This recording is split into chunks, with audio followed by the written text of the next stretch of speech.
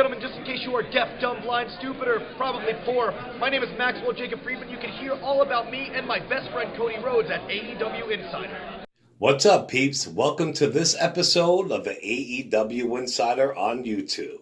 Let's get to the show. We got a big story of the day, and it involves a big man. That would be Big Cazz from Enzo and Big Cazz.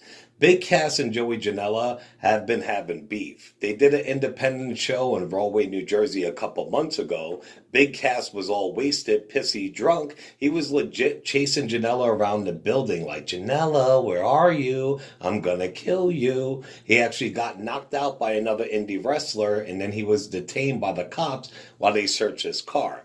Big Cazz quit wrestling. Haven't heard from him since, really. Well, today, he broke his silence. He came up in one of Joey Janela's Twitter feeds, and he actually tweeted to Janela. This is what he said. Hey, Janela, say one more word about me, and I will end your life. Real talk, hashtag, how you doing? Now, this is insane and no laughing matter. To say it is bad enough, but you legit chased this man around a rec center a few months back trying to kill him. Big Cazz is sealing his fate in wrestling. Nobody will want to hire him when he not only talks like this, but he actually acts it out when he does get a chance. Enzo, it's time to legit to go solo, bro. WWE.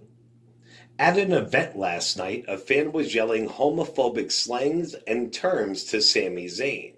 Well, he must have struck a chord. Sami went right over to him, got in his face, and started yelling that he was a homophobic idiot.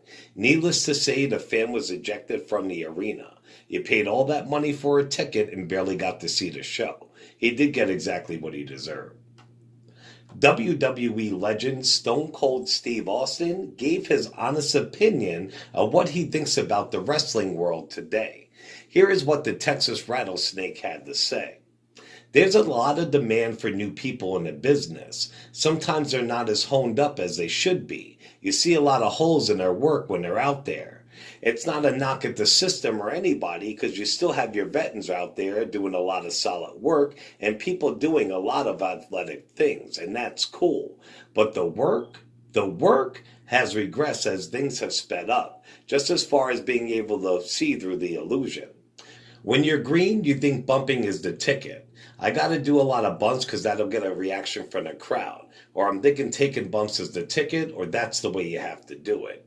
It really isn't, though, because if you take all those bumps, there's got to be a reason for it. That's the biggest mistake that green guys make when they're doing things too fast. Well, Eric Thompson, a.k.a. Victor of the Ascension, took to Twitter and actually spoke about what he thinks about getting released.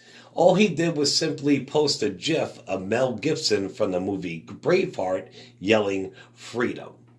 Backstage rumors are that in January or February there's going to be some NXT firings also to go along with the main roster ones. Well, even though Kane has been copying pleas to be inducted into the 2020 WWE Hall of Fame class, the first inductee was announced today, and it's none other than the animal Batista. Batista let us in on how he found out. Vince McMahon called me personally to ask me. I wasn't surprised, but I was just happy. It's a good feeling. It's a really great feeling. As soon as I hung up the phone, I was like, shit, I've got to write a speech. And that is what I've been stressing about since I got the news. And I really don't think it's sunk in. And I was thinking about it because it means an end to a long journey. But at the same time, it feels like yesterday when I started my career. And it also feels, because I'm still working so much, it kind of doesn't feel like the end of a journey. Batista's new online girlfriend, Dana Brooks, seen his tweet about him getting inducted, and this is what she responded in saying. She said, well, then I'll start my Hall of Fame shopping, aka fittings, now. I gotta look extra good for this one. Any color preferences? Remember to show us some love, like, share, and subscribe on all podcasting platforms, Facebook and YouTube. It's the AEW Insider. And on Twitter, it's the AEW Insider 1 as a number 1. Let's get back to the show. Also, the second nominees for this year's Hall of Fame were introduced, and it's none other than the NWO. which I'm totally stoked about because the Generation X and the NWO are my all-time favorite wrestling factions. They're not including the entire NWO. If so, it would be a 4-day-and-a-half long show. They are inducting Hulk Hogan, well, Hollywood Hogan, Scott Hall, Kevin Nash, and Six-Pac, aka Sean Waltman. If you ask me, it's just too sweet. New Japan Pro Wrestling. The full card for New Japan Pro Wrestling's Wrestle Kingdom 14 has been announced. It takes place next month, and that is New Japan's version of their own WrestleMania. It will be 2 nights long. Definitely check online to see the cards and the matches. Some of the good ones are Okada versus Ibushi for the Heavyweight Championship. We also have Jay White against Naito for the IC title. What's cool is that the winner of each of those matches will face each other on night 2 for the New Japan Heavyweight title. We also have Zack Sabre versus Sonata. And we do have a death match between Lance Archer and AEW's Jon Moxley. Whoever wins that U.S. title actually fights Juice Robinson for it the following night. That card is shaping up to be awesome. On a quick note, Austin Aries did a 2-hour-long sit-down interview with Chris Van Vliet. He explained a lot about how he no-selled his last match in Impact Wrestling. He got pinned, and he literally just sat up and walked away, and showing that it was totally fake. How he got fired by WWE, and so much more. There are always 3 sides to a story, and it was refreshing to hear his. Definitely check it out. And finally, we all know Marty Scurll's contract is up anytime.